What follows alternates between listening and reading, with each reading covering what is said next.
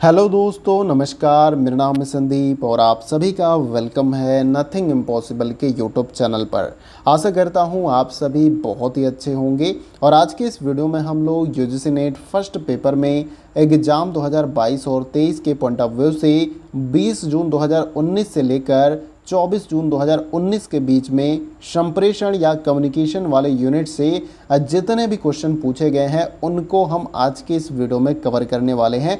और ये हमारा पार्ट 2 है। इससे पहले मैंने पार्ट 1 प्रोवाइड किया था।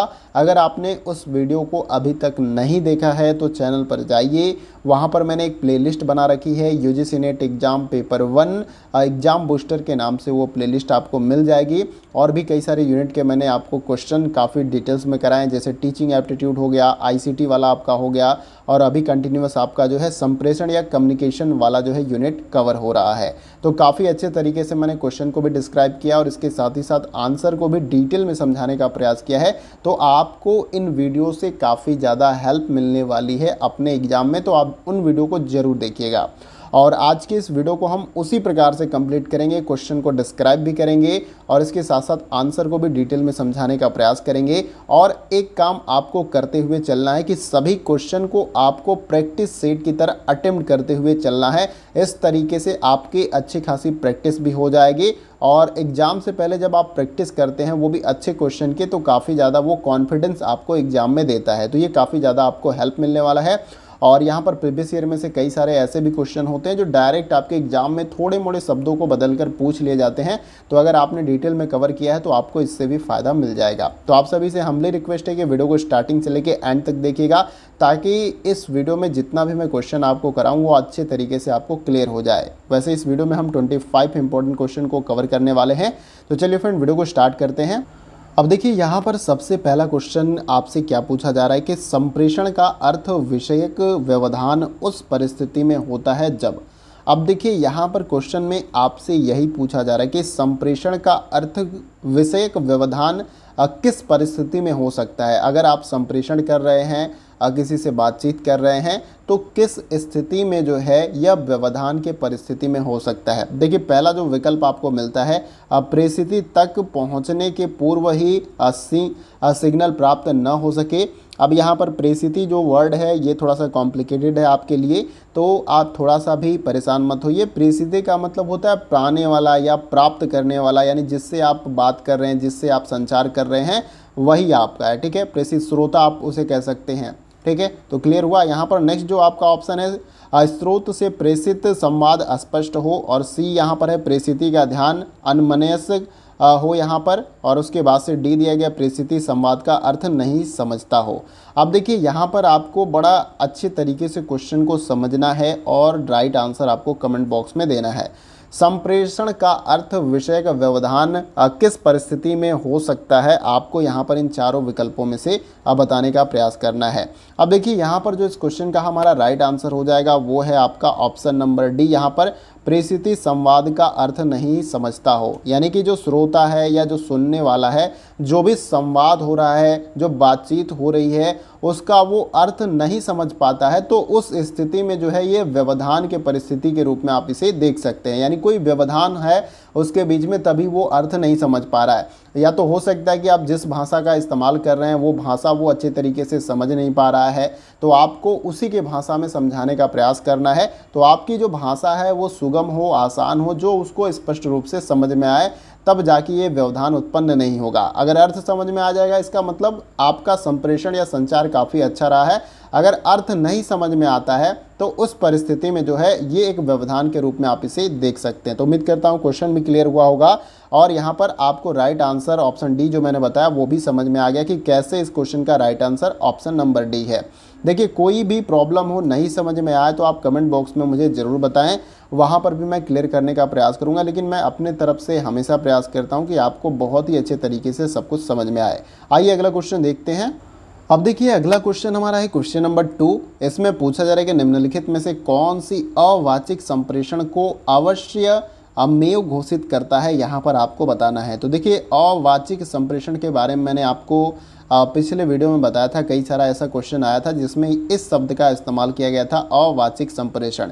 यानी कि यहाँ पर शब्दों का इस्तेमाल नहीं होता है, बिना बोले ही अपने एक्सप्रेशन या हाव भाव से जो है अपने बातों को कहा जाता है, या उन चीज़ों को देखकर जो है लोग समझ जाते हैं कि सामने वाला व्यक्ति कैसे मूड में है, या क्या वो कहना चाह रहा है, या क्या उसके अंदर चल रहा है। ठीक है, जैसे कि एंग्री है, गुस्से में आंख सिकोड़ना, इस तरीके से गुस्से में होना, आंसू गिरना, दुख होना, मतलब कई सारे एक्सप्रेशन के द्वारा जो है यहाँ पर ये सारा कुछ कम्युनिकेशन या संप्रेषण आपका चलता है। अवाचिक का मतलब बिना बोले या बिना शब्दों के इस्तेमाल किए हुए। ठीक है, अवश्यमेव का मतलब होता है यकीनन, निश्चय ही, निश्चय पूर्वक, ये इसका अर्थ होता है। इससे थोड़ा सा आपको घबराना नहीं है। ठीक है, तो आपको इतना समझना है कि क्वेश्चन में ये पूछा गया कि अवाचिक संप्रेषण के अंतर्गत जो है यहाँ पर कौन सा विकल्प आपका सही हो जाएगा। देखिए, पहला है प्रश्न पत्र पर लिखे हुए अनुदेश, और उसके बाद से बी है आपका अधिगमनकर्ता का ऑनलाइन कक्षा में शामिल होना, और सी है किसी व्यक्ति द्वारा अनुपालन किए जाने वाला ड्रेस कोड, और डी योगा निदेशक द्वारा शिष्यों को योग के आसन की शिक्षा दिया जाना। अब इन चारों विकल्पों में से सही आंसर क्या है,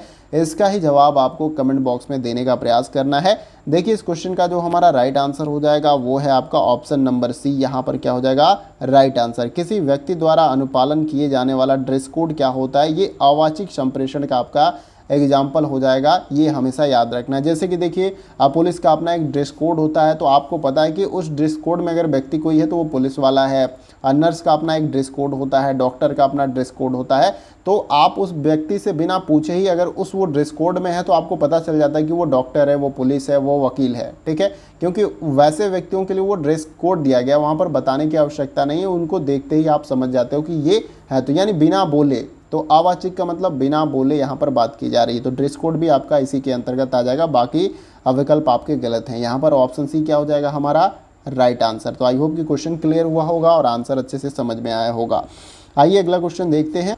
अगला क्वेश्चन हमारा है क्वेश्चन नंबर 3, और ये भी क्वेश्चन अभिकथन और तर्क वाला क्वेश्चन है, तो काफ़ी इंपॉर्टेंट क्वेश्चन है। इसको अच्छे तरीके से आपको सॉल्व करना है और अपना जवाब कमेंट बॉक्स में देने का प्रयास करना है। देखिए, अभिकथन में दिया गया कि संप्रेषण में प्रतिभाग परक सांकेतिक वातावरण तथा गैर प्रतिभागियों में भी सामाजिक संबंध का पाया जाना पूर्व कल्पित होता है, और जबकि तर्क में बताया जा रहा है कि इससे सामाजिक अंतःक्रिया संभव होती है जो अन्य कारकों के साथ मिलकर सामुदायिक भावना को बढ़ाती है। अब आपको अभिकथन और तर्क को बड़ा इत्मीनान से समझ लेना है, और उसके बाद से नीचे दिए गए इन चारों विकल्पों में से यानी कि option A, B, C, D में से राइट आंसर क्या है, इसका जवाब आपको कमेंट बॉक्स में देने का प्रयास करना है।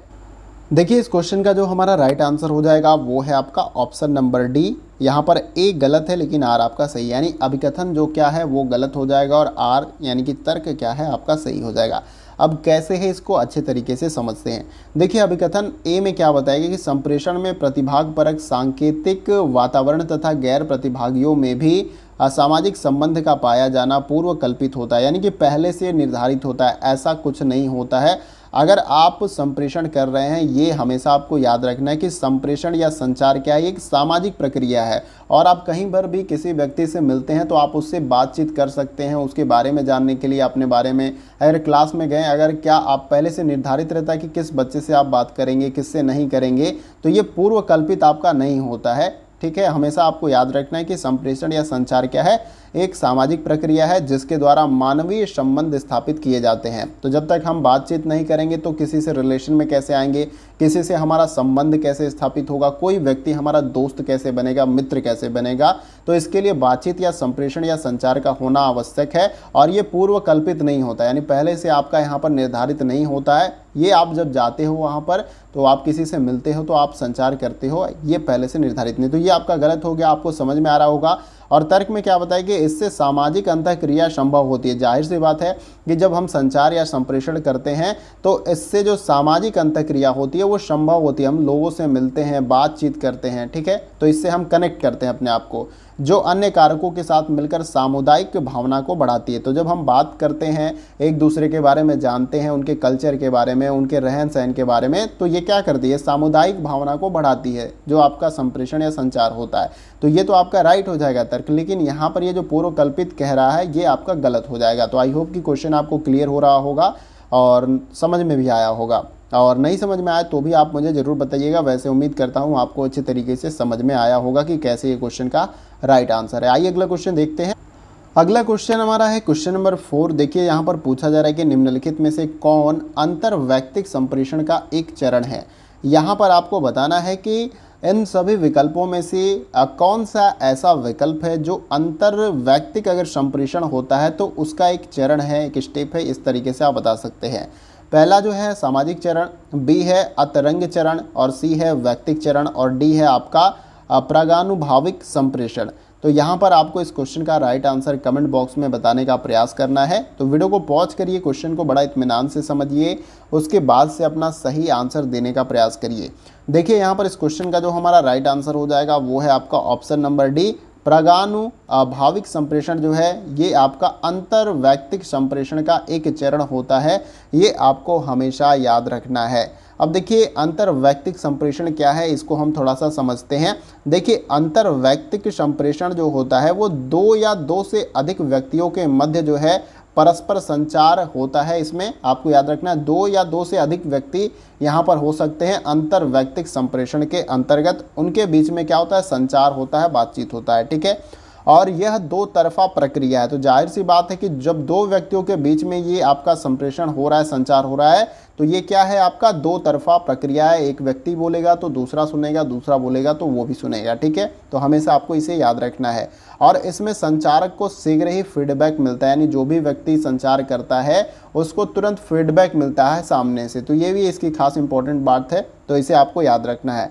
और आपको हमेशा याद रखना है कि अंतर्वैयक्तिक संचार एक मनोवैज्ञानिक प्रक्रिया होती है जो कि मनुष्य के चिंतन, मनन और स्व संचार पर पूरी तरीके से आधारित होती है। तो उम्मीद करता हूँ क्वेश्चन क्लियर हुआ होगा और आप सभी ने इस क्वेश्चन का right answer option number D comment box में बताया होगा।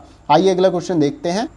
अगला क्वेश्चन हमारा है क्वेश्चन नंबर 5। देखिए इसमें पूछा जा रहा है कि निम्नलिखित में से कौन आधुनिक संचार मीडिया की एक विशेषता है। यहाँ पर इन चारों में से आपको बताना है। पहला है पूंजी प्रधान, बी है श्रम प्रधान, सी है संधारणीय, और डी है आपका विकासात्मक। तो इन चारों विकल्पों में से आपको बताना है कि कौन सा विकल्प आधुनिक संचार मीडिया की विशेषता है।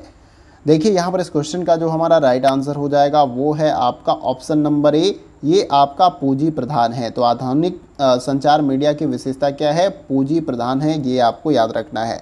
देखिए आधुनिक संचार मीडिया एक बहुत बड़ी जनसंख्या के साथ संचार संबंध जो है स्थापित करने का एक माध्यम होता है। इसके अंतर्गत आपके सोशल मीडिया, रेडियो, टेलीविज़न और इसके साथ पत्र पत्रिकाएं या समाचार पत्र वो भी आपके आ जाते हैं। तो ठीक है, इनको ऑपरेट करने के लिए काफ़ी ज़्यादा पूंजी की आवश्यकता होती है। आम जन के द्वारा जो है ये पॉसिबल नहीं है। तो हमेशा आपको याद रखना है कि आधुनिक संचार मीडिया की विशेषता इस क्वेश्चन के संदर्भ में पूंजी प्रधान होगा, क्योंकि ये जो संचार के माध्यम है अलग अलग, जैसे कि मैंने अभी आपको बताया, चाहे सोशल मीडिया एप्लीकेशन में अलग अलग हैं, फेसबुक हैं आपके, और भी कई हैं, ट्विटर हैं, तो ये सभी क्या हैं, ये संचार मीडिया हैं, ठीक है। तो ये काफ़ी खर्चीले होते हैं, तो ये आपके पूंजी प्रधान के अंतर्गत आ जाएगा। तो आई होप कि आपको क्लियर हो गया होगा। क्वेश्चन बहुत ज़्यादा कॉम्प्लिकेटेड नहीं था, इसलिए उम्मीद करता हूँ कि इस क्वेश्चन का राइट आंसर आप सभी ने कमेंट बॉक्स में बताया होगा। आइए अगला क्वेश्चन देखते हैं।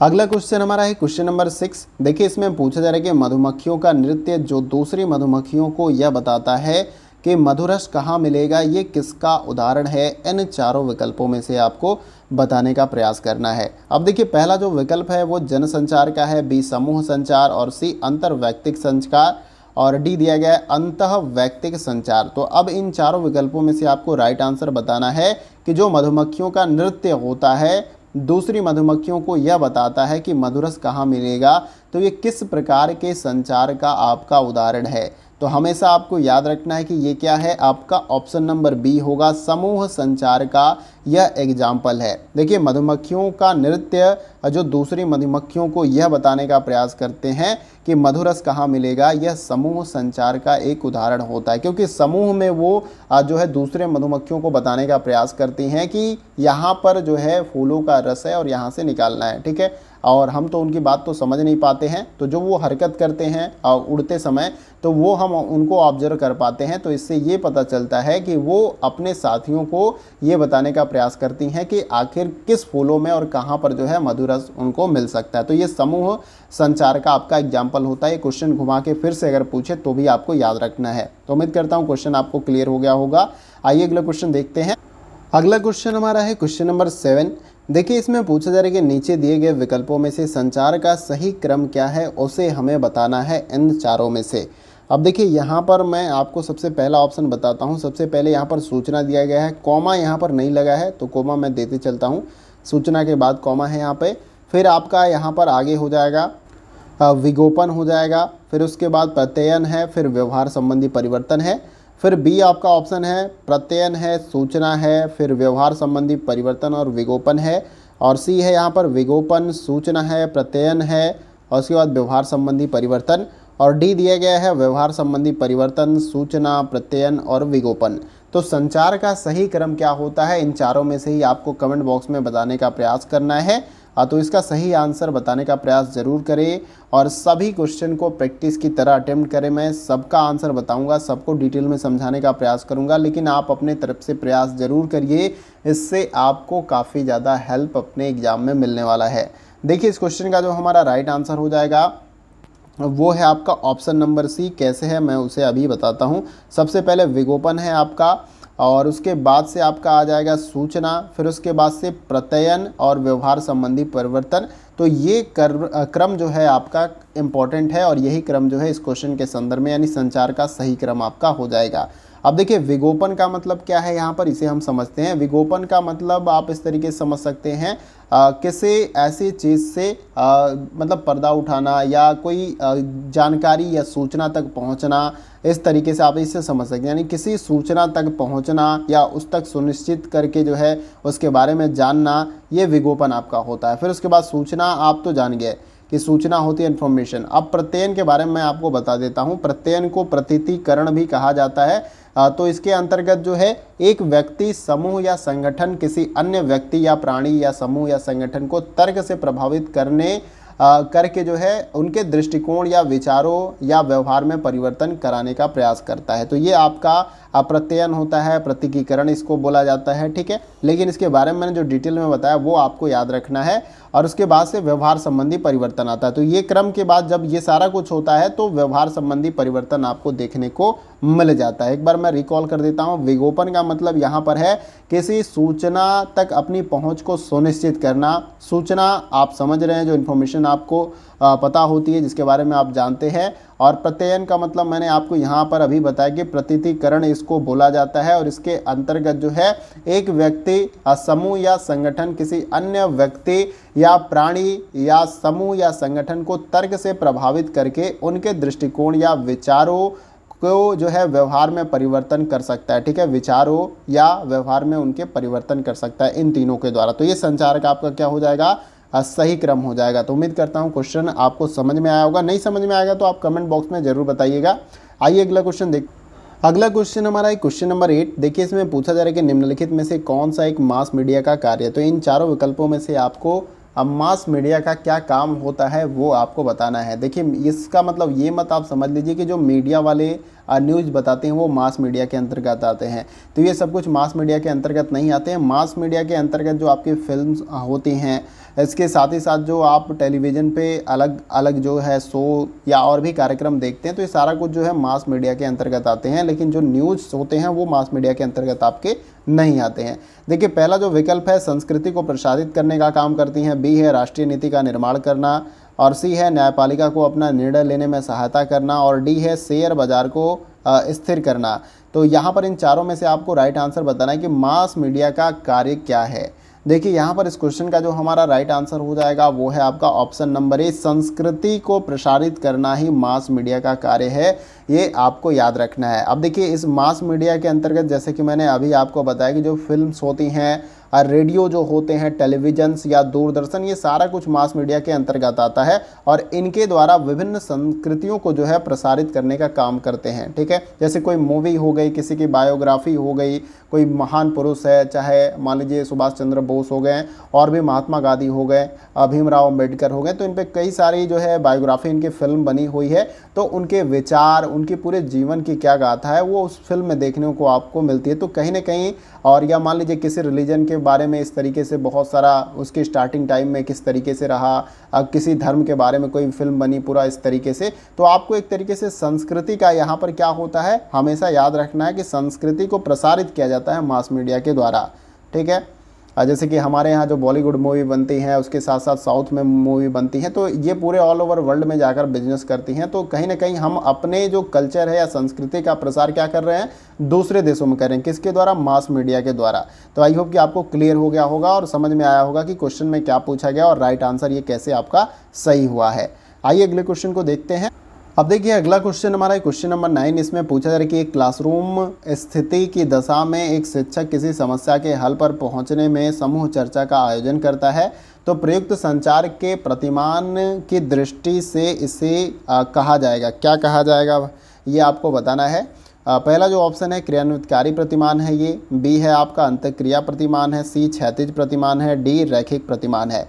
तो सही आंसर क्या है, इसका जवाब आपको कमेंट बॉक्स में देना है कि एक क्लासरूम की स्थिति की दशा में एक शिक्षक किसी समस्या के हल पर पहुंचने में समूह चर्चा का आयोजन करता है, तो ये प्रयुक्त संचार के प्रतिमान की दृष्टि से इसे क्या कहा जाएगा। तो हमेशा आपको याद रखना, इसे क्या कहा जाएगा, इसे क्रियान्वितकारी प्रतिमान या मॉडल कहा जाएगा, ये आपको याद रखना है। आपको ये भी बात हमेशा याद रखनी चाहिए कि किसी भी क्लासरूम स्थिति की दशा में जो है एक शिक्षक अगर किसी समस्या के हल पर पहुंचने हेतु जो है कौन सा यहाँ पर प्रयुक्त जो संचार का आपका मॉडल है वो है क्रियान्वितकारी प्रतिमान, तो इसे आपको याद रखना है। अब देखिए इस मॉडल के बारे में हम थोड़ा सा बात कर लेते हैं। अगर ये आपको नहीं समझ में आएगा तो आप मुझे ज़रूर बताइएगा। देखिए इस मॉडल का उपयोग पारस्परिक संचार के लिए किया जाता है, जिसमें प्रेषक और रिसीवर को कम्युनिकेटर के रूप में जाना जाता है और ये अपनी भूमिकाओं को बदलते भी रहते हैं। कैसे? अब देखिए यहाँ पर दो, जैसे प्रेषक और रिसीवर आपका हो गया, प्रेषक के द्वारा कुछ बातें कही गई, इन्फॉर्मेशन दी गई और रिसीवर के द्वारा प्राप्त की गई। ठीक है, तो ये कम्युनिकेटर के रूप में इन दोनों को जाना जाता है और यहाँ पर इन दोनों की भूमिका बदलती रहती है, यानी रिसीवर भी कभी प्रेषक बन जाएगा तो यहाँ पर प्रेषक रिसीवर बन जाएगा। तो ये आपको याद रखना है इस मॉडल के बारे में, ये जो मैंने इंपॉर्टेंट पॉइंट्स आपको बताया, आपको यहाँ पर याद रखना है कि प्रयुक्त संचार के प्रतिमान की दृष्टि से इसे जो है क्रियान्वितकारी प्रतिमान कहा जाएगा। तो ये क्वेश्चन को आपको 1 से 2 बार अगर आप प्रैक्टिस करोगे तो आपको अच्छे तरीके से क्लियर हो जाएगा। और ये क्वेश्चन काफ़ी इंपॉर्टेंट इसलिए क्योंकि ये प्रीवियस ईयर में आपका ऑलरेडी पूछा गया है। कब पूछा गया है? 24 जून 2019 को शिफ्ट 1 में ये क्वेश्चन आपका ऑलरेडी पूछा जा चुका है। आइए अगला क्वेश्चन देखते हैं। अगला क्वेश्चन हमारा है क्वेश्चन नंबर 10। यहाँ पर देखिए पूछा जा रहा है कि आज का मीडिया समाज समीकरण मुख्यतः इन चारों विकल्पों में से क्या है। देखिए पहला जो विकल्प है रहस्यमयी है, बी है नैतिक रूप से विवश है और सी है उपभोक्ता सचेत है और डी है परंपरा केंद्रित है। तो आपको जवाब देना है कि आज का मीडिया समाज समीकरण मुख्यतः यहाँ पर क्या है इन चारों विकल्पों में से। तो देखिए यहाँ पर जो आपका राइट आंसर हो जाएगा वो है आपका उपभोक्ता सचेत है, यानी कि जो भी मीडिया चैनल्स को लोग देखते हैं, जो सुनते हैं, ठीक है, तो ये उपभोक्ता सचेत होते हैं। यानी कि ये जो मीडिया समाज के समीकरण जो है मुख्यतः क्या होते हैं, उपभोक्ता सचेत, जो इनको सुनते हैं। तो इनकी जहाँ पर रुचि होती है, जो चीज़ ये सुनना चाहते हैं उसी तरीके के न्यूज़ जो है इनको दिखाने का प्रयास किया जाता है। तो हमेशा आपको याद रखना है कि इस क्वेश्चन का राइट आंसर आपका ऑप्शन नंबर सी हो जाएगा। यहाँ पर थोड़ा सा भी आपको कंफ्यूज नहीं होना है। मीडिया समाज का समीकरण मुख्यतः उपभोक्ता सचेत हमेशा होता है। क्वेश्चन दोबारा पूछे तो ये आंसर आपको याद रखना है। आइए अगला क्वेश्चन देखते हैं। अगला क्वेश्चन हमारा क्वेश्चन नंबर 11। देखिए अभिकथन और तर्क वाला ये क्वेश्चन है, नहीं यहाँ पर कारण आपका दिया गया। तो इस टाइप से भी क्वेश्चन पूछ लिया जाता है, अभिकथन और कारण और अभिकथन तर्क वाला क्वेश्चन आपने अभी ऊपर देखा था। तो देखिए अभिकथन ए में दिया गया कि संचार में सूचना देने और आश्वस्त करने और गलत सूचना देने की क्षमता होती है। कारण क्या बताया जा रहा है कि प्रचार आश्वासन के लिए सत्य और असत्य के बीच के सूक्ष्म अंतर को समाप्त कर देता है। यानी कि ये जो प्रचार होता है, अलग अलग एड्स दिखाई जाती है, ठीक है।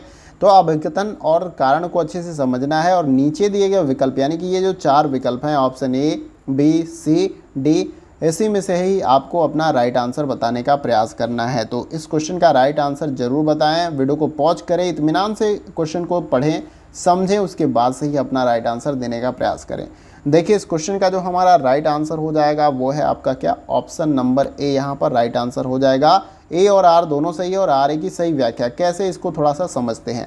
अभिकथन ए में दिया गया कि संचार में सूचना देने और आश्वस्त करने और गलत सूचना देने की क्षमता होती है। अच्छी बात है, यहाँ पर सही बात है कि जो संचार होता है इसके अंतर्गत जो है सूचना देने और आश्वस्त करने और इसके साथ ही साथ गलत सूचना देने की हमेशा क्षमता होती है। यानी संचार तो ऐसा है नहीं कि राइट ही होता है, सही होता है, कुछ गलत चीज़ों पर भी जो है संचार होता है, बातचीत होती है और उनको आगे भी पहुंचाने का काम किया जाता है। तो हमेशा याद रखना है कि संचार में सूचना देने और आश्वस्त करने, यानी किसी चीज़ों पर आश्वस्त करने और गलत सूचना देने की क्षमता हमेशा होती है। संचार ऐसा नहीं कि बस संचार जो है ट्रू होता है, गलत भी होता है, ठीक है। तो यहाँ पर इसकी क्षमता ये होती है, तो ये तो राइट हो गया आपका। और कारण क्या बताया कि प्रचार आश्वासन के लिए सत्य और असत्य के बीच के सूक्ष्म अंतर को समाप्त कर देता है। यानी कि ये जो प्रचार होता है अलग अलग, मान लीजिए कोई व्यक्ति है जिसकी छवि मान लीजिए बुरी है, लेकिन वो इतना ऐड करता है, इतना प्रचार करता है अपने अच्छी छवि के बारे में कि जो सत्य और असत्य के बीच की जो गैपिंग होती है, जिससे पता लगाया जा सकता है कि वो व्यक्ति कैसा है, वो अपने आप जो है खत्म हो जाता है, समाप्त हो जाता है। तो ये भी आपका कारण सही है, तो ये दोनों आपका सही यहाँ पर हो जाएगा। और आर ए की सही व्याख्या यानी कारण जो है अभिकथन को एक्सप्लेन भी यहाँ पर कर रहा है। तो आई होप कि आपको अच्छे तरीके से समझ में आ गया होगा क्वेश्चन भी, और इसका राइट आंसर ऑप्शन ए कैसे ये भी क्लियर हो गया होगा। नहीं समझ में आया तो आप कमेंट बॉक्स में जरूर बताइए, ये मैं बार बार इसलिए बोलता हूँ, कोई भी डाउट आपके पास नहीं रहना चाहिए। आइए अगला क्वेश्चन देखते हैं। अगला क्वेश्चन हमारा है क्वेश्चन नंबर 12। देखिए इसमें पूछा जा रहा है कि कक्षा में प्रभावी संचार का मौलिक सिद्धांत है कि व्यक्ति को निजी डैश डैश डैश को श्रोता के अनुकूल बनाना चाहिए। तो यहाँ पर इस खाली जगह पे इन चारों में से कौन सा विकल्प जो है आपका आ जाएगा, यानी यहाँ पर लिखा भी गया कि कौन सा विकल्प रिक्त स्थान की जगह लेगा। पहला दिया गया है कि बालाघात, और बी है आपका बाह्य स्वरूप, और सी है संदेश, और डी है आपका दृढ़ व्यवहार। सही आंसर क्या है, जवाब आपको देना है। देखिए इस क्वेश्चन का जो हमारा राइट आंसर हो जाएगा वो है आपका ऑप्शन नंबर सी, संदेश। यहाँ पर मैं संदेश लिख देता हूँ, फिर उसके बाद से इसको बताता हूँ। ये आपका हो जाएगा यहाँ पर कुछ। देखिए क्वेश्चन में ऐसे ही पूछा जा रहा है कि कक्षा में प्रभावी संचार का मौलिक सिद्धांत है कि व्यक्ति को निजी संदेश को श्रोता के अनुकूल बनाना जो है यहाँ पर आपका राइट आंसर हो जाएगा, जो कि मैंने ऑप्शन सी में आपको बताया। अब देखिए यहाँ पर कुछ इंपॉर्टेंट पॉइंट्स आपको समझते हुए चलना है। प्रभावी संचार के लिए संदेश की रचना करते समय संचारक को जो है विशेष रूप से कुछ बातों का ध्यान रखना चाहिए, जैसे कि संदेश की विषय वस्तु क्या है, यानी कुछ जो भी संदेश आप देना चाह रहे हैं उसके विषय वस्तु क्या, किस टॉपिक पे है, क्या उसका मतलब है, यानी सारा कुछ आपको पता रहना चाहिए। फिर उसके बाद से संदेश की विवेचना किस प्रकार से करनी है, उसको किस तरीके से समझाना है, और संदेश का माध्यम क्या, संदेश किस माध्यम से जो है श्रोता तक या सामने वाले व्यक्ति तक पहुंचाने का प्रयास कर रहे हैं। और लास्ट जो पॉइंट इसमें बन जाएगा आपका कि संदेश प्राप्त करने वाले श्रोता किस टाइप्स के हैं। तो ये कुछ इंपॉर्टेंट पॉइंट्स है, ये आपको हमेशा याद रखना चाहिए प्रभावी संचार के लिए। संचार जो संदेश की आप रचना करते हैं, तो ये जो मैंने पॉइंट्स बताएं उनको आपको याद रखना है। बाकी यहाँ पर कक्षा में प्रभावी संचार का जो मौलिक सिद्धांत है कि व्यक्ति को निजी संदेश को जो है श्रोता के अनुकूल हमेशा बनाना चाहिए, यानी सुनने वाले जो श्रोता हैं उनके अनुकूल ये होना चाहिए, तभी जो है आप प्रभावी संचार उसे मान सकते हैं। ठीक है, तो आई होप क्वेश्चन आपको क्लियर हो गया होगा, और ऑप्शन सी यहाँ पर हमने राइट आंसर आपको बताया। आइए अगला क्वेश्चन देखते हैं। अगला क्वेश्चन हमारा क्वेश्चन नंबर 13। देखिए इसमें पूछा जा रहा है कि कक्षा में प्रभावी संचार का मुख्य तत्व जो है यहाँ पर क्या है। इन चारों में से आपको राइट आंसर बताने का प्रयास करना है। पहले है निष्क्रियता, बी है नकारात्मकता, सी है विचलन, और डी है पक्ष समर्थन। तो सही जवाब आपको कमेंट बॉक्स में देना है। देखिए इस क्वेश्चन का जो हमारा राइट आंसर हो जाएगा वो है आपका ऑप्शन नंबर डी, यहाँ पर पक्ष समर्थन जो है आपका राइट आंसर हो जाएगा। कक्षा में प्रभावी संचार का जो मुख्य तत्व होता है वो पक्ष समर्थन होता है। देखिए इसके अंतर्गत जो है शिक्षक एवं विद्यार्थी परस्पर जो है तथ्यों एवं अवधारणाओं के माध्यम से समस्या से जुड़े विभिन्न पक्षों का विश्लेषण करते हुए अपने मत या पक्ष का समर्थन करते हैं, यानी कि मेरा मत या पक्ष क्या है, सही है। जैसे दो यहाँ पर लोग हैं, जैसे कि मान लीजिए विद्यार्थी और शिक्षक हैं, और ये किसी अवधारणाओं से जो जुड़े समस्याएं होती हैं उनके विभिन्न पक्षों का जो है क्या करते हैं, विश्लेषण करते हैं और अपने पक्ष को जो है असमर्थित करते हैं, अपने पक्ष को जो कहते हैं ये पक्ष मेरा सही है, ये चीज़ें ऐसे होनी चाहिए। तो ये क्या हो जाएगा, प्रभावी संचार का मुख्य तत्व हमेशा पक्ष समर्थन होता है, ये आपको हमेशा याद रखना। उम्मीद करता हूँ क्वेश्चन क्लियर हुआ होगा। आइए अगला क्वेश्चन देख। अगला क्वेश्चन हमारा है क्वेश्चन नंबर 14। देखिए यहाँ पर पूछा जा रहा है कि संचार प्रक्रिया में शारीरिक भाव भंगिमा निम्नलिखित में से किससे संबंधित होती है। यहाँ पर इन चारों में से आपको बताना है। पहला है संस्कृति से, सी है कक्षा में स्थिति से, और बी यहाँ पर नीचे टाइप हो गया है चलचित्र दर्शक से, और डी नीचे है आपका पढ़ाया गया विषय से। तो सही आंसर क्या है, इसका जवाब आपको देने का प्रयास करना है। देखिए यहाँ पर आपका जो राइट आंसर हो जाएगा वो है आपका ऑप्शन नंबर ए संस्कृति। क्वेश्चन में यही पूछा गया कि संचार की प्रक्रिया में शारीरिक भाव भंगिमा इन सभी विकल्पों में से किससे संबंधित है, तो संस्कृति से, यानी किस कल्चर से या किस संस्कृति से आप बिलोंग करते हैं। जब भी आप संचार करते हैं, संप्रेषण करते हैं और वहाँ पर शारीरिक भाव भंगिमा जो आपके परिवर्तन होते रहते हैं या बदलते रहते हैं, तो वो आपकी संस्कृति पर डिपेंड करते हैं। ठीक है, हमेशा आपको याद रखना है, ये जो इंपॉर्टेंट पॉइंट्स है वो आपका ऑप्शन नंबर ए हो जाएगा। ये बात आपको कभी नहीं भूलना है यहाँ पर। और ये भी आपको याद रखना है कि जिस प्रकार से हम संदेशों की व्याख्या करते हैं वो हमारी संस्कृति पर ही आधारित होती है, यानी जिस कल्चर से या संस्कृति से बिलोंग करते हैं उसी स्टाइल में या उस वे में जो है हम क्या करते हैं, यहाँ पर किसी भी जो विचार हैं या संदेश है उनकी हम व्याख्या करते हैं। ठीक है, यहाँ पर जो राइट आंसर हो जाएगा वो है आपका ऑप्शन नंबर ए, और उम्मीद करता हूँ कि आप सभी ने इस क्वेश्चन का राइट आंसर बताया होगा। आइए अगला क्वेश्चन देख। अगला क्वेश्चन हमारा क्वेश्चन नंबर 15। देखिए यहाँ पर पूछा जा रहा है कि स्थानीय और आमने सामने संचार को क्या कहा जाता है। इन चारों विकल्पों में से आपको बताना है। पहला है नैदानिक एकाकीकरण कहते हैं, बी है आपका प्रदर्शक एकाकीकरण कहते हैं, सी है सामाजिक एकाकीकरण कहते हैं, और डी है स्थानिक एकाकीकरण कहते हैं। यहाँ पर सही विकल्प आपको चुनना है और राइट आंसर बताना है। देखिए यहाँ पर इस क्वेश्चन का जो हमारा राइट आंसर हो जाएगा वो है आपका ऑप्शन नंबर सी। यहाँ पर सामाजिक एकीकरण यहाँ पर इसको कहा जाता है। स्थानीय और आमने सामने संचार जब भी हो तो उसको हम सामाजिक एकाकीकरण कहते हैं। ठीक है, तो यहाँ पर समाज में दो व्यक्ति होते हैं, जब भी वो संचार आपस में करते हैं तो वो करीब आने का प्रयास करते हैं, वो एक दूसरे के बारे में जानने का प्रयास करते हैं, इसलिए यहाँ पर ये सामाजिक एकाकीकरण जो है आ जाएगा आपका। याद रखना है आपको, स्थानीय और आमने सामने संचार को हमेशा सामाजिक एकाकीकरण जो है कहा जाता है। तो ऑप्शन सी क्या हो जाएगा हमारा राइट आंसर। आइए अगला क्वेश्चन देखते हैं। अगला क्वेश्चन हमारा क्वेश्चन नंबर 16। देखिए यहाँ पर पूछा जा रहा है कि निम्नांकित में से कौन से प्रभावी संप्रेषण में बाधक तत्व हैं। तो यहाँ पर प्रभावी संप्रेषण में कुछ बाधक तत्वों के बारे में दिया गया है।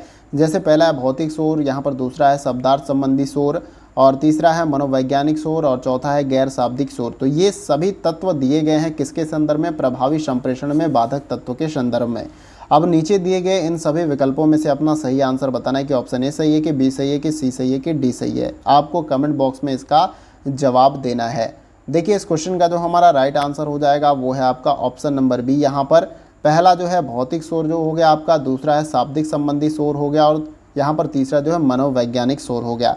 तो ये जो है प्रभावी संप्रेषण में बाधक तत्व के रूप में काम करते हैं। भौतिक शोर के रूप में अगर आप दो व्यक्ति बात कर रहे हैं तो बगल में बहुत सारा शोर शराबा रहा है, लोग जो है शोरगुल कर रहे हैं, तो ये, और इसके साथ ही साथ मान लीजिए साउंड बज रहा है, कोई डीजे बज रहा है, तो ये आपके प्रभावी संप्रेषण को क्या करेगा, प्रभावित करेगा। ठीक है, और इसके साथ शब्दार्थ संबंधी शोर होता है, यानी कि कोई ज़ोर ज़ोर से चिल्ला रहा है अलग अलग शब्दों का इस्तेमाल करके, तो ये भी जो है आपके प्रभावी संप्रेषण में बाधक तत्व के रूप में काम करेगा। और जो मनोवैज्ञानिक शोर होता है, आपके मन में कौतूहल इस तरीके से चलती है, तो ये भी जो है आपके प्रभावी संप्रेषण को बाधित करेगा, हमेशा याद रखना है। तो ये तीनों आपके राइट हो जाएंगे, इसलिए ऑप्शन नंबर बी यहाँ पर क्या हो जाएगा, सही आंसर हो जाएगा। तो उम्मीद करता हूँ क्वेश्चन आपको क्लियर हो गया होगा और राइट आंसर आपने बताया होगा। आइए अगला क्वेश्चन देखते हैं। अगला क्वेश्चन हमारा क्वेश्चन नंबर 17। देखिए यहाँ पर पूछा जा रहा है कि विषयेत्तर यथा बोलने की दर, ध्वनि विराम उत्पन्न करने की पद्धति और उच्चारण की विलक्षणता को निम्नलिखित में से किस व्यवहार की संज्ञा दी जाती है।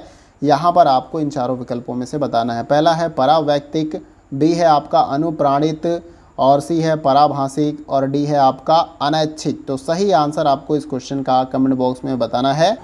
देखिए इस क्वेश्चन का जो हमारा राइट आंसर हो जाएगा वो है आपका ऑप्शन नंबर सी, पराभाषिक जो है इस क्वेश्चन का राइट आंसर है। देखिए विषयेत्तर यथा बोलने की दर, ध्वनि विराम उत्पन्न करने की पद्धति और उच्चारण की जो विलक्षणता को जो है पराभाषिक व्यवहार कहा जाता है, हमेशा आपको याद रखना है। कभी भी विषयेत्तर जब भी बोलने की दर है, ध्वनि विराम है, उत्पन्न करने की पद्धति और उच्चारण की विलक्षणता आपको देखने को मिले तो यहाँ पर ये किस व्यवहार की संज्ञा दी जाती है अगर पूछा जाए तो ये पराभाषी की संज्ञा इसको दी जाती है, इसलिए ऑप्शन सी हमारा क्या है, राइट। अगला क्वेश्चन हमारा है क्वेश्चन नंबर 18। देखिए यहाँ पर पूछा जा रहा है कि कक्षा में निम्नलिखित में से किसके कारण प्रतिपुष्टि में विलंब हो सकता है। क्वेश्चन को ऐसे समझिए कि अगर क्लासरूम में आप क्लास ले रहे हैं, कोई टॉपिक आप पढ़ा रहे हैं और टॉपिक को कंप्लीट करने के बाद जब आप प्रतिपुष्टि लेने जा रहे हैं तो उसमें विलंब हो रहा है, तो वो किस कारण से विलंब हो सकता है।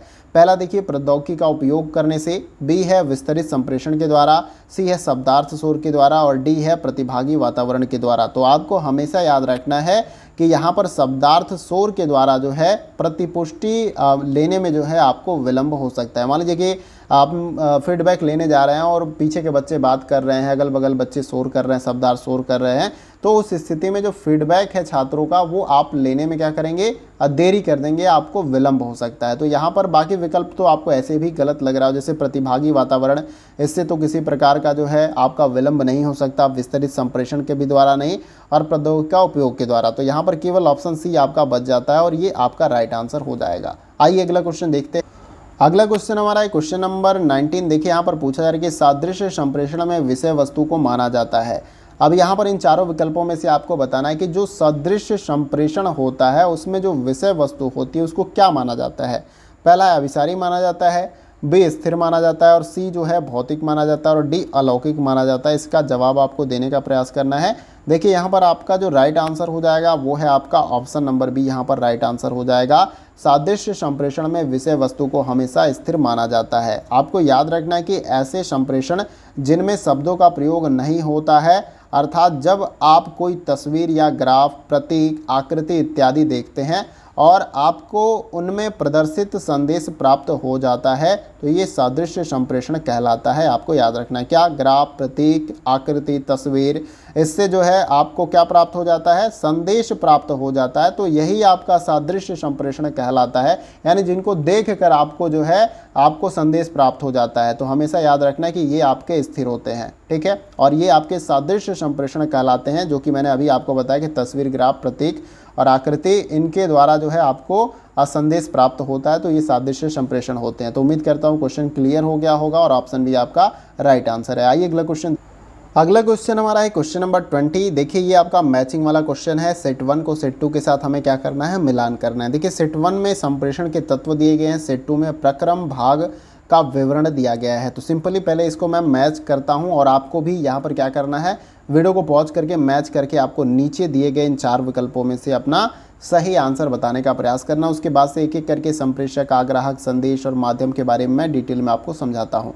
देखिए सबसे पहले यहाँ पर क्या दिया गया है, सबसे पहले आपका है संप्रेषक। तो ये किसके साथ मैच करेगा, तो ये आपका मैच कर जाएगा सीधे नीचे के साथ। यहाँ पे चौथे नंबर संवेदी अंग जो है इसका प्रक्रम भाग होता है। और इसके साथ जो बी जो है आग्राहक, तो ये किसके साथ मैच हो जाएगा, तो ये आपका मस्तिष्क के साथ मैच हो जाएगा।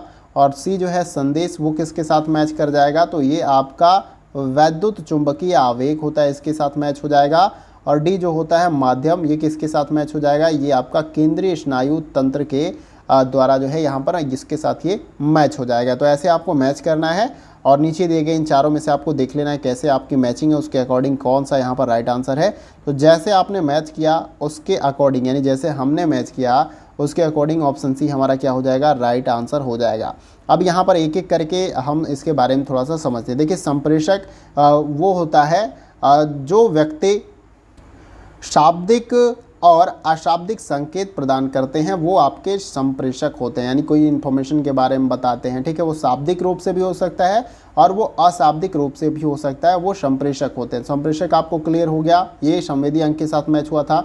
आग्राहक के बारे में समझते हैं। देखिए संदेश जो है, आग्राहक वह व्यक्ति है जो संप्रेषण की प्रक्रिया में संदेश प्राप्त करता है, जैसे कि श्रोता, छात्र, दर्शक एवं पत्र पत्रिकाओं के पाठक, ये सभी क्या होते हैं, आग्राहक। जैसे कि देखिए मैंने पिछला भी वीडियो जो अब आपको पार्ट 1 प्रोवाइड किया था, तो वहाँ पर कहीं कहीं आग्राहक शब्द का आपको इस्तेमाल दिख रहा होगा। तो आग्राहक का मतलब जो संदेश को प्राप्त करता है, जो जानकारी को प्राप्त करता है, वही क्या होता है, आपका आग्राहक होता है, इसमें आपका श्रोता होता है, छात्र होता है, दर्शक होते हैं, ये सारे क्या हैं, आग्राहक होते हैं, क्योंकि ये क्या करते हैं, संदेश को प्राप्त करते हैं। जो संदेश को प्रेषित करते हैं शाब्दिक या अशाब्दिक रूप से, वो क्या होते हैं, वो संप्रेषक होते हैं। अभी जैसे कि मैंने ऊपर बताया। अब लास्ट में यहाँ पर तीसरा है सी, इसको समझते हैं संदेश।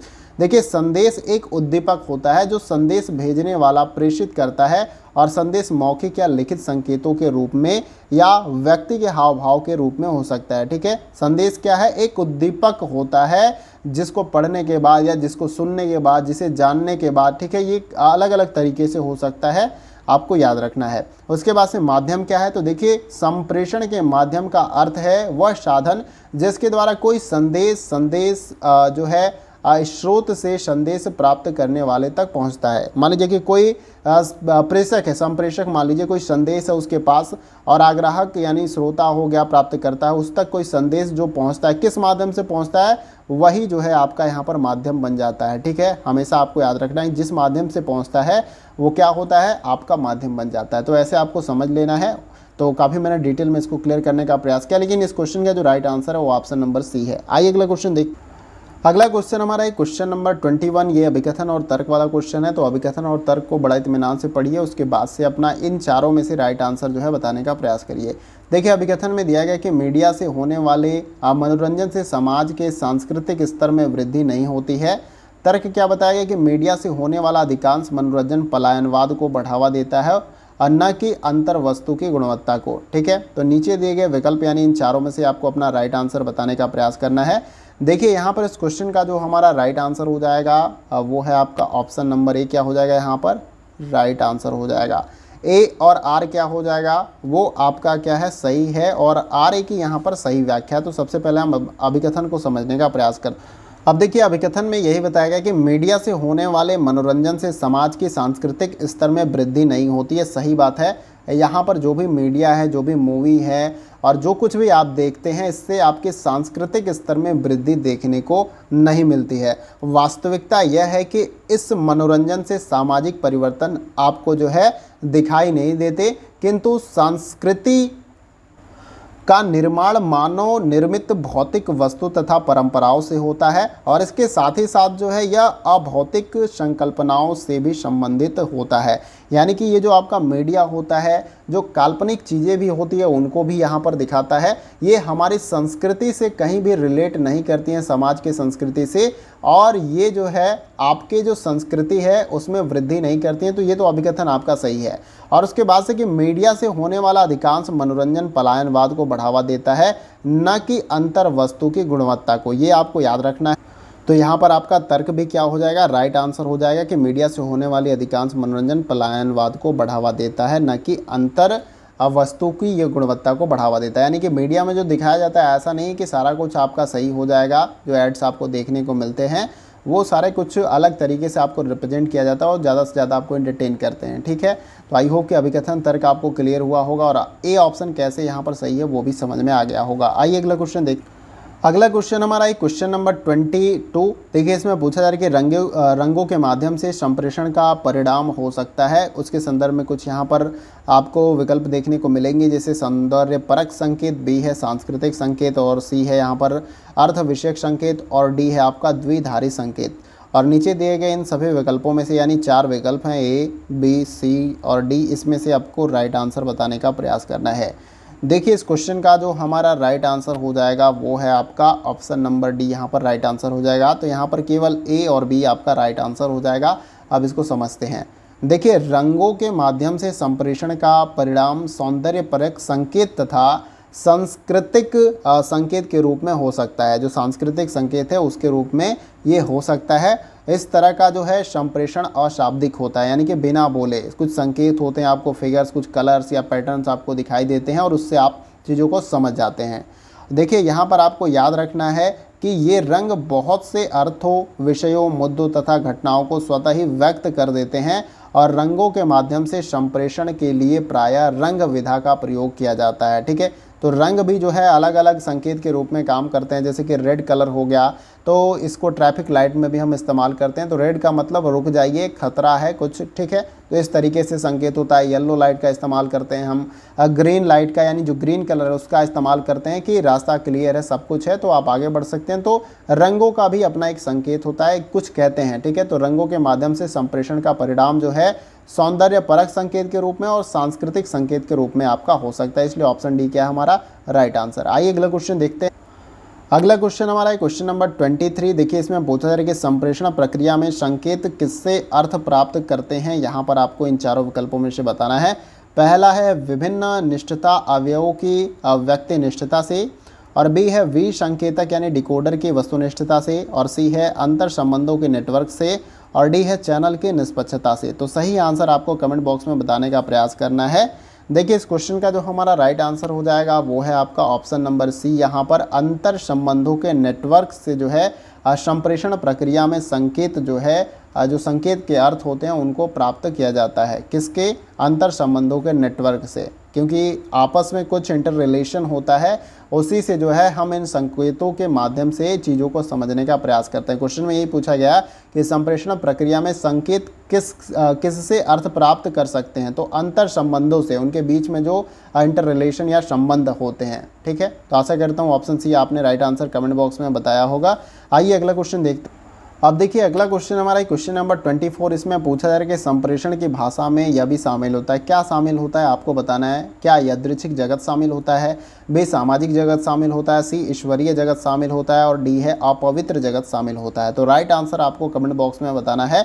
देखिए आपको याद रखना है कि यहाँ पर इस क्वेश्चन का राइट आंसर हो जाएगा ऑप्शन नंबर बी। संप्रेषण की भाषा में जो है सामाजिक जो जगत होता है ये वो भी आपका शामिल होता है। तो यहाँ पर राइट आंसर क्या होगा, वो होगा आपका ऑप्शन नंबर बी।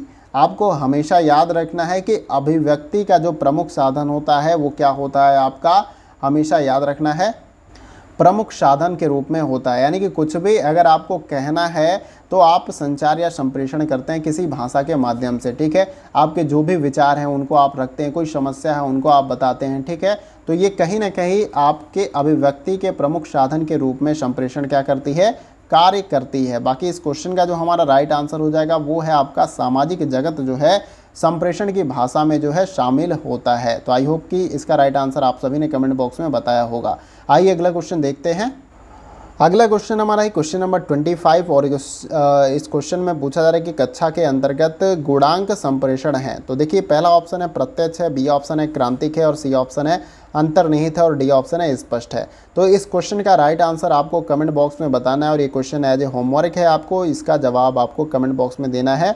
और मैं इस क्वेश्चन का आंसर आपको नेक्स्ट जो आपको वीडियो प्रोवाइड करूँगा पार्ट 3 यहाँ पर कम्युनिकेशन वाला यूनिट से, तो उसमें मैं इसका आंसर आपको बता दूंगा। और जो पार्ट 1 था उसमें मैंने लास्ट क्वेश्चन आपको दिया था एज ए होमवर्क, तो उसका राइट आंसर मैं आपको चलिए बता देता हूँ। देखिए जो लास्ट पार्ट में मैंने क्वेश्चन आपको दिया था क्वेश्चन नंबर 25 कम्युनिकेशन वाला यूनिट से, तो इसका आंसर आइए देख लेते हैं। देखिए यहाँ पर अभिकथन ये तर्क वाला क्वेश्चन था। प्रतिरोध के साथ कोई सांस्कृतिकरण घटित नहीं होता है। तर्क बताया गया था कि लोगों के अपने मूल्य और स्वहित होते हैं जो संप्रेषित संवाद को परिशोधित करते हैं। तो यहाँ पर जो इस क्वेश्चन का हमारा राइट आंसर था वो है आपका ऑप्शन नंबर डी, यहाँ पर राइट आंसर था आपका। यहाँ पर ए क्या हो जाएगा, वो गलत है, यानी अभिकथन क्या है, पूरी तरीके से गलत है। और यहाँ पर जो तर्क आर दिया गया है वो आपका राइट हो जाएगा, यानी कि लोगों के अपने मूल्य और स्वहित होते हैं। जाहिर सी बात है कि लोगों के अपने मूल्य होते हैं और उनके कुछ स्वहित होते हैं जो संप्रेषित संवाद को परिशोधित करने का काम करते हैं, ठीक है। उनके मूल्य और जो स्वहित होते हैं जब भी वो संप्रेषण करते हैं या संवाद करते हैं तो वो उनमें परिशोधन करने का भी काम करते हैं, जो उनके मूल्य और स्वहित होते हैं। 1 से 2-3 बार मैंने रिकॉल इसलिए किया कि ये आपको अच्छे से क्लियर हो जाए। बाकी प्रतिरोध के साथ कोई सांस्कृतिकरण जो है घटित नहीं होता है, जबकि ये गलत है, होता है। यहाँ पर नहीं, अगर नहीं होता तो ये आपका सही हो सकता है, जबकि ये नहीं दिया गया इसलिए ये आपका क्या हो जाएगा, गलत हो जाएगा। तो इस क्वेश्चन का राइट आंसर हमारा ऑप्शन डी है। उम्मीद करता हूँ कि सबने राइट आंसर बताया होगा। आइए अब अगले क्वेश्चन को देखते हैं। अगला क्वेश्चन हमारा क्वेश्चन नंबर 25 है, जो आज के इस वीडियो का जो है आपको क्वेश्चन दिया गया है, जो आपको कमेंट बॉक्स में जिसका जवाब देना, जैसे कि मैंने बताया। और अभी जो मैंने क्वेश्चन का आंसर बताया वो लास्ट वीडियो का था, यानी कि पार्ट 1 में जो मैंने आपको लास्ट क्वेश्चन दिया था, क्वेश्चन नंबर 25, जिसका आंसर आपको बताना था, उसका मैंने आंसर बताया। लेकिन आज के इस वीडियो में मैंने आपको क्वेश्चन दिया है जिसका आंसर आपको बताना है कि कक्षा के अंतर्गत गुणांक संप्रेषण है। ये 4 विकल्प आपके सामने है, इसका जवाब आपको देना है। बाकी इसका आंसर मैं नेक्स्ट जो पार्ट आपको पार्ट 3 प्रोवाइड करूंगा यहाँ पर, उसमें मैं इसका आंसर आपको बता दूंगा। लेकिन सभी को जवाब देने का प्रयास करना है। यहाँ पर आंसर गलत हो कोई दिक्कत नहीं, लेकिन आपको प्रयास जरूर करना है यहाँ पर सही आंसर बताने का। तो उम्मीद करता हूँ कि वीडियो का सेशन आप सभी के लिए काफ़ी हेल्पफुल होगा। और वीडियो कहीं से भी अच्छा लगता है तो वीडियो को आप लाइक करके हमें अप्रिशिएट कर सकते हैं, क्योंकि इस तरीके से कंटेंट और वीडियो को बनाने में काफ़ी ज़्यादा वक्त और समय लगता है। और इसके बदले में हम कुछ ज़्यादा नहीं आपसे चाहते हैं, हम बस इतना चाहते हैं कि आप हमें अप्रिशिएट करें, ताकि हम ऐसे ही कंटिन्यूस आपको वीडियो प्रोवाइड करते रहें। और जिस किसी लक्ष्य को आपने निर्धारित किया है, उस लक्ष्य को प्राप्त करने में हमारा जो भी योगदान हो सकता है, हमारा जो भी सहयोग हो सकता है, वो हम निरंतर आपके लिए करते रहें। ठीक है, तो आप लाइक करके हमें अप्रिशिएट करें। और कंटेंट आपको लगता है कि अच्छा है और लगता है किसी को हेल्प इससे मिल सकती है, तो आप उन्हें शेयर भी कर सकते हैं, ताकि उनको भी इस वीडियो से हेल्प मिल जाए। और जैसे कि मैं आपको बताता हूं कि प्रीवियस ईयर का क्वेश्चन काफ़ी ज़्यादा इंपॉर्टेंट होता है पेपर 1 के लिए। अगर आप अच्छे तरीके से सॉल्व करके प्रीवियस ईयर क्वेश्चन को डिटेल में समझ जाते हैं, सभी क्वेश्चन को आप समझते हैं, फिर उसके डिटेल्स को, तो निश्चित रूप से 50% क्वेश्चन ऐसे आपको पेपर 1 में देखने को मिल जाएंगे, जो कि उनके डिटेल्स के साथ और प्रीवियस ईयर के क्वेश्चन के साथ जो है आपको मिल जाएंगे। आप एक बार अच्छे तरीके से पढ़ के जाइएगा, आप बोलेंगे कि सच में प्रीवियस ईयर से क्वेश्चन पूछे डिटेल्स में। ऐसा नहीं कि सभी क्वेश्चन को आपने रट लिया या याद कर लिया तो डायरेक्ट वही क्वेश्चन, कुछ क्वेश्चन पूछ लिए जाते हैं, लेकिन जो उनके डिटेल्स होते हैं, आपके जो काफ़ी कुछ डिस्क्राइब किया जाता है क्वेश्चन का जो आंसर होता है, तो उनको पढ़ के जाना है आपको। ठीक है, उससे आपको काफ़ी ज़्यादा हेल्प मिलेगी। और अगर आप चैनल पर नए हैं तो चैनल को आप सब्सक्राइब करिए। सब्सक्राइब करके क्या करना है, आपको बेल आइकन का जो ये बटन होता है इस प्रकार से, उसको आपको प्रेस कर लेना, ताकि हर वीडियो का नोटिफिकेशन आपको प्रॉपर यहाँ पर मिलता रहे। क्योंकि इस चैनल पे अगर आप ज्वाइन होते हैं या इससे जुड़ते हैं तो निश्चित रूप से आपको लाभ मिलेगा, ये मैं आपको भरोसा दिलाता हूँ। और इसके साथ ही साथ चाहे आप किसी भी एग्ज़ाम की तैयारी कर रहे हैं, आप इस चैनल के साथ जुड़ सकते हैं और आपको कुछ न कुछ सीखने को और अपने एग्ज़ाम में जो है बेहतर परफॉर्मेंस करने के लिए कुछ ना कुछ यहाँ पर गाइडेंस आपको प्रॉपर मिलता रहेगा। तो फ्रेंड्स, आज के वीडियो में बस इतना ही, फिर मिलते हैं अगले वीडियो में कुछ और महत्वपूर्ण प्रश्नों के साथ। तब तक के लिए जय हिंद, जय भारत।